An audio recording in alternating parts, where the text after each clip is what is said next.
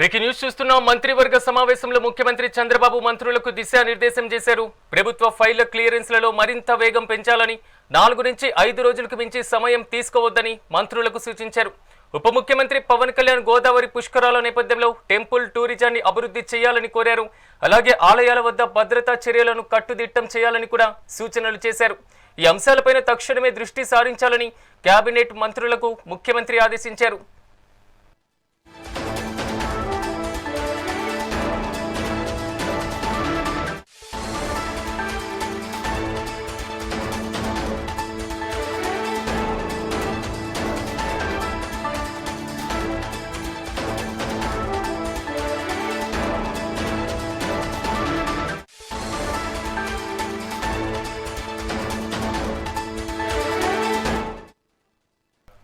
Breaking news చూస్తున్నాం. మంత్రివర్గ సమావేశంలో ముఖ్యమంత్రి చంద్రబాబు మంత్రులకు దిశానిర్దేశం చేశారు. ప్రభుత్వ ఫైళ్ల క్లియరెన్స్ లో మరింత వేగం పెంచాలని, 4 నుంచి 5 రోజులకు మించి సమయం తీసుకోవద్దని మంత్రులకు సూచనలు చేయడం జరిగింది.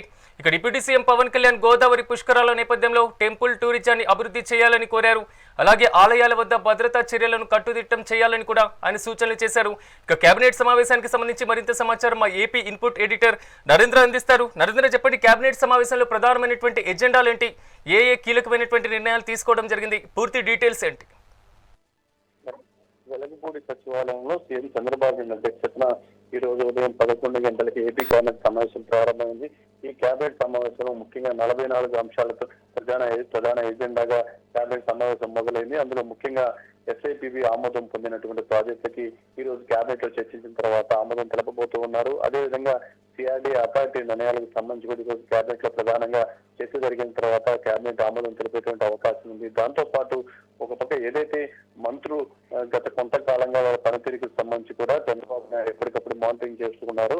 అయితే ఇప్పటికీ కొంతమంది మంత్రులు వాళ్ళ శాఖల మీద పట్టు సాధించలేదనేది చంద్రబాబు నాయుడు అసంతృప్తితో ఉన్నారు. దానికి సంబంధించి ఇప్పటికే మంత్రులు కూడా క్లాస్ చేయడం జరిగింది. ముఖ్యంగా 4-5 రోజులకు మించి ఫైల్ కూడా మీ దగ్గర ఉంచుకోవచ్చు, వీలైనంత త్వరగా వాటిని పూర్తి చేసి పంపించండి. అదేవిధంగా గోదావరి పుష్కరాల నేపథ్యంలో కూడా టెంపుల్ టూరిజం అభివృద్ధి చేయాలంటూ ఒక పక్క పవన్ కళ్యాణ్ ఈరోజు కేబినెట్ లో చర్చించేటువంటి సమయంలో కేబినెట్ దృష్టికి తీసుకువచ్చారు.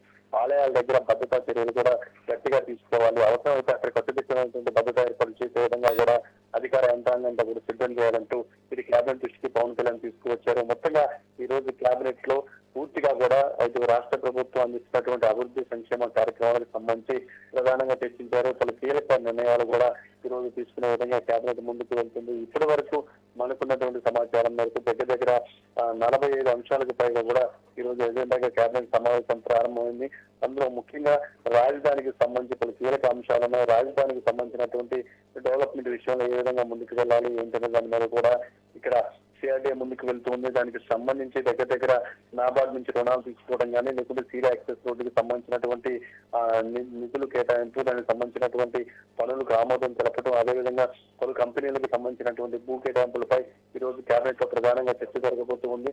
ఈ కేబినెట్ లో కూడా వీటన్నిటి మీద చర్చించిన తర్వాత పలు కంపెనీలకు సంబంధించినటువంటి భూ కేటాయింపులు చేసే విధంగా కూడా కేబినెట్ ముందుకు వెళ్ళబోతూ ఉంది. రాహి, ఫైళ్ల క్లియరెన్స్ కి సంబంధించి ముఖ్యమంత్రి కూడా దిశానిర్దేశం చేసినట్లుగా తెలుస్తుంది. దీని మీద మంత్రులకి ఎలాంటి సూచనలు చేయడం జరిగింది? రహీం, మొదటి నుంచి కూడా చంద్రబాబు నాయుడు మంత్రివర్గం చేయడం అంటే వాళ్ళని పూర్తి స్థాయిలో కూడా సమర్థవంతంగా ఉపయోగించుకుంటూ ఉంటారు.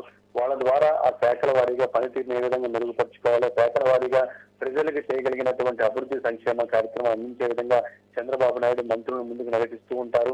అయితే ఈసారి కేబినెట్ లో ఉన్నటువంటి మంత్రులకు సంబంధించి చాలా మంది కూడా యువకులు, చాలా మంది కూడా ఉత్సాహంగా ముందుకు వెళ్ళేటువంటి వ్యక్తులు. అయితే కేబినెట్ లో ఉన్నటువంటి మంత్రులు కొంతమంది ఇంకా శాఖల మీద పట్టు సాధించలేదనేది చంద్రబాబు నాయుడు దగ్గర ఉన్నటువంటి సమాచారం. దాన్నే మొన్న హెచ్ఓడి మీటింగ్ లో కూడా చంద్రబాబు నాయుడు మంత్రుల దృష్టికి తీసుకువెళ్లారు. మీరు శాఖల వారీగా కూడా సమర్థవంతంగా పనిచేయాలి, శాఖల మీద పట్టు సాధించాలి, కేంద్రం నుంచి కూడా పెద్ద ఎత్తున నిధులు తెచ్చుకోవాలి, అవసరమైతే ఢిల్లీకి వెళ్లి సంబంధిత శాఖలకు కేంద్ర మంత్రులు ఎవరైతే ఉన్నారో వాళ్ళందరితో కూడా మాట్లాడుకొని వాటికి రావాల్సినటువంటి నిధులను ఆంధ్రప్రదేశ్ తీసుకువచ్చి ఇక్కడ శాఖల వారీగా పనితీరు బాగుండే విధంగా చూసుకోవాలి, వాటికి సంబంధించినటువంటి ఫైల్ కూడా వేగవంతంగా పూర్తి చేసుకోవాలి. అదే క్రమంలో నియోజకవర్గాల్లో కూడా ఒక పక్క ఎమ్మెల్యేలుగా ఉన్నారు కాబట్టి ఆ నియోజకవర్గ ప్రజలకు అందుబాటులో ఉండాలి, మంత్రులుగా శాఖలకు సంబంధించినటువంటి ఉన్నతాధికారులకు అందుబాటులో ఉండాలి. అదేవిధంగా కేంద్రంలోని పెద్దలతో ఎప్పటికప్పుడు సంప్రదింపులు జరుపుతూ శాఖల వారీగా మంచి పనితీరు కనపరచాలంటూ కూడా చంద్రబాబు నాయుడు పదే మంత్రులకు చెప్తూ ఉన్నారు. నిన్నైతే చాలా సీరియస్ గా చెప్పారు. వారీగా పనితీరు మెరుగుపరుచుకోకపోతే వాళ్ళ విషయంలో కఠినంగా వ్యవహరించాల్సినటువంటి పరిస్థితి అంటూ కూడా చంద్రబాబు నాయుడు హెచ్చరికలు జారీ చేయడం జరిగింది. Narendra, thank you.